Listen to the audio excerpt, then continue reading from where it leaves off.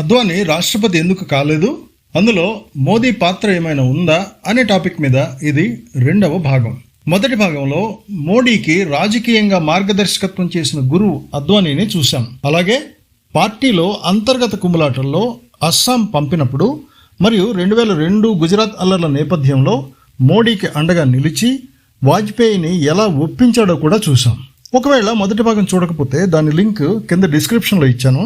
అది చూశాక ఈ భాగం చూస్తే మీకు కంటిన్యూటీ ఉంటుంది.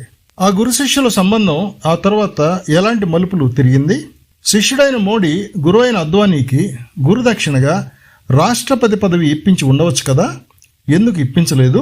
ఇప్పించకపోవడానికి మోడీది వ్యక్తిగత కారణమా లేక రాజకీయ కోణమా? ఏది అసలైన కారణం?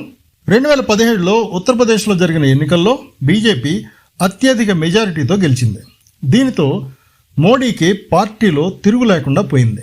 ఈ విజయం అందించిన ఉత్సాహంతో ప్రధానమంత్రి కాలేకపోయిన అద్వానీకి గురుదక్షిణగా మోడీ ఆయనను రాష్ట్రపతి చేస్తాడని అందరూ అనుకున్నారు. మార్చి 2017లో మోడీ సోమనాథ్ టెంపుల్ ట్రస్ట్ సమావేశంలో పాల్గొన్నారు. ఆ సమావేశంలో రాబోయే రాష్ట్రపతి ఎన్నికల్లో అద్వానీని అభ్యర్థిగా నిలబెట్టాలని నిర్ణయం తీసుకున్నారని మీడియాలో వచ్చింది.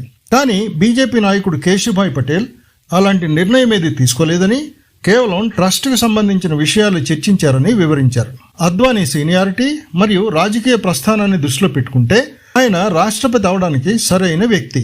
అయితే అన్ని అంచనాలు తలకిందులు చేస్తూ అనూహ్యంగా రామ్నాథ్ కోవింద్ పేరును రాష్ట్రపతి అభ్యర్థిగా ప్రకటించడం అందరినీ ఆశ్చర్యానికి గురిచేసింది. పార్టీ వర్గాలు నిమ్న వర్గాల వారిని ఆకర్షించడానికి ఆ నిర్ణయం తీసుకున్నట్లు పైకి చెప్పినా మోడీతో ఉన్న విభేదాలు మరియు బీజేపీలో తిరుగులేని నేతగా మారిన మోడీకి పార్టీ మీద ఉన్న పట్టు అద్వానీకి అవకాశం లేకుండా చేశాయి.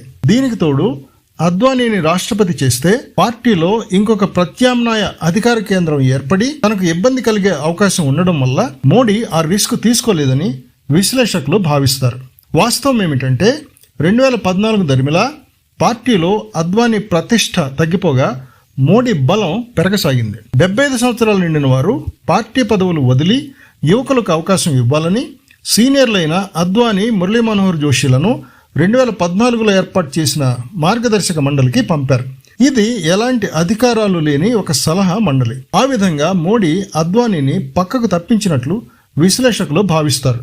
బాబ్రీ మసీద్ కేసుని కావాలని మోడీ తిరగదోడారని, తద్వారా అద్వానీని శాశ్వతంగా రాష్ట్రపతి పదవికి దూరం చేశారని లాలూ ప్రసాద్ యాదవ్ లాంటి ప్రతిపక్ష నాయకులు విమర్శించారు. కానీ 2020లో సుప్రీంకోర్టు ఇచ్చిన తీర్పు ద్వారా అద్వానీ ఆ కేసు నుండి బయటపడ్డారు. అయినప్పటికీ ఆ తర్వాత 2022లో జరిగిన రాష్ట్రపతి ఎన్నికల్లో ఆదివాసీ మహిళ ద్రౌపది ముర్మును రాష్ట్రపతిని చేశారు.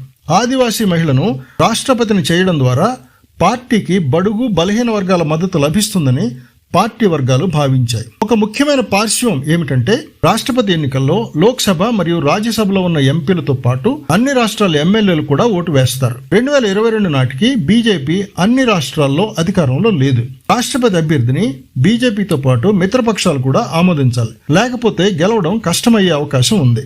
2022 నాటికి అద్వానీ ఒక సమకాలీన నాయకుడు కాదు. మిత్రపక్షాల్లోని కొన్ని పార్టీలు అద్వానీని అంగీకరించకపోవచ్చు. అందుకని అద్వానీ కాకుండా ద్రౌపది ముర్మును అభ్యర్థిగా చూపడంలో ఒక రాజకీయ వ్యూహం ఉంది. ముర్ము గారు ఒక గిరిజన తెగ సంతాల్కు చెందిన మహిళ. ఆ తెగవారు జార్ఖండ్లో ఎక్కువగా ఉన్నారు. పైగా జార్ఖండ్ రాష్ట్రం ఏర్పడిన తర్వాత ఆ రాష్ట్ర మొదటి గవర్నర్గా ముర్ము పనిచేశారు. మోడీ అన్న బీజేపీ అన్న జార్ఖండ్ నాయకుడు శిబు సోరెన్కి ఇష్టం లేకపోయినా తమ ప్రాంతంలో ఎక్కువగా ఉన్న సంతాల్ తెగకు చెందిన ముర్ముకు తప్పనిసరిగా ఆ రాష్ట్ర మద్దతు లభిస్తుంది. ముర్ము గారు ఒరిస్సాకు చెందిన వ్యక్తి కాబట్టి తప్పనిసరిగా ఒడిశా రాష్ట్ర మద్దతు దొరుకుతుంది. ఆంధ్రప్రదేశ్లో టీడీపీ మరియు వైఎస్ఆర్సీపీ ముర్ముకు మద్దతు పలికాయి. ఆ విధంగా అద్వానీ కంటే ముర్మును ఎంపిక చేయడంలో ఫక్తు రాజకీయ కోణం ఉంది. అద్వానీ రాష్ట్రపతి కాకుండా మోడీనే అడ్డుపడ్డారా అంటే నేరుగా మోడీ అలా చేసి ఉండకపోయినా 2013లో తన ప్రధాని అభ్యర్థిత్వాన్ని అద్వానీ వ్యతిరేకించడం, ఒకవేళ అద్వానీని రాష్ట్రపతి చేస్తే పార్టీలో ఇంకొక పవర్ సెంటర్ ఏర్పడే అవకాశం ఉండడం మోడీకి నచ్చకపోయి ఉండవచ్చు. అందుకని అద్వానీని మార్గదర్శక మండలికి పంపడం, తద్వారా పార్టీలో నిర్ణయాత్మక పాత్ర నుండి ఆయనను తప్పించడం లాంటివి జరిగి ఉండవచ్చు. ఇవన్నీ పక్కన పెడితే అసలు అద్వానీ రాష్ట్రపతి కావాలని అనుకున్నారా అనేది అసలు ప్రశ్న, ఆయన ప్రధాని కావాలనుకున్నారనేది జగమెరిగిన సత్యం. 2014లో కూడా ఆ కారణం చేతే పార్టీ పదవులకు రాజీనామా చేశారు. కానీ ఆయన ఎప్పుడూ రాష్ట్రపతి అవ్వాలని అభిలషించినట్లు ఎక్కడా చెప్పలేదు.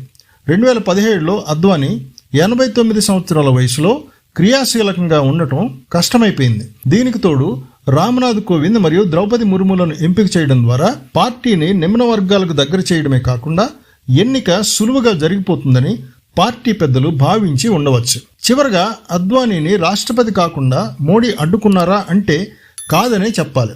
ఎందుకంటే అద్వానీ అంటే మోడీకి చాలా గౌరవం. ఆయన 95వ మరియు 97వ పుట్టినరోజున ఆయన కలిసి శుభాకాంక్షలు చెప్పడం, భారతరత్న ప్రదానం అయిన తర్వాత ఆయన కలిసి ఆయన పార్టీకి చేసిన సేవల గురించి గొప్పగా పొగడడం మోడీ గురుభక్తిని తెలియజేస్తాయి. కానీ రాజకీయంగా చూస్తే వ్యక్తిగత రాగద్వేషాల కంటే పార్టీ ప్రయోజనాలను మోడీ దృష్టిలో పెట్టుకున్నారని అనుకోవచ్చు. ఏదేమైనా ఆ రోజు గోవా ప్రయాణంలో వాజ్పేయిని ఒప్పించి మోడీని ముఖ్యమంత్రిగా కొనసాగించిన సంఘటన అద్వానీకి మరీ గుర్తుకు వస్తుండవచ్చు. శిష్యుడి కోసం గురువు తల వంచితే ఆ తర్వాత కాలంలో ఆ శిష్యుడే గురువును మించిపోయాడు. ఇప్పుడు చెప్పండి, మీరేమనుకుంటున్నారు? మోడీ కావాలనే అద్వానీని రాష్ట్రపతి కాకుండా అడ్డుకున్నారా, లేక రాజకీయాల్లో ఇది మామూలే అని మీరు అనుకుంటున్నారా? మీ అభిప్రాయాలను కామెంట్ రూపంలో తెలియజేయండి. ఈ వీడియో నచ్చితే లైక్ చేయండి, బంధుమిత్రులకు షేర్ చేయండి, అలాగే ఛానల్ని సబ్స్క్రైబ్ చేయండి. ఇలాంటి మరిన్ని విశ్లేషణాత్మక వీడియోల కోసం ఛానల్ని ఫాలో అవుతూనే ఉండండి. ధన్యవాదాలు.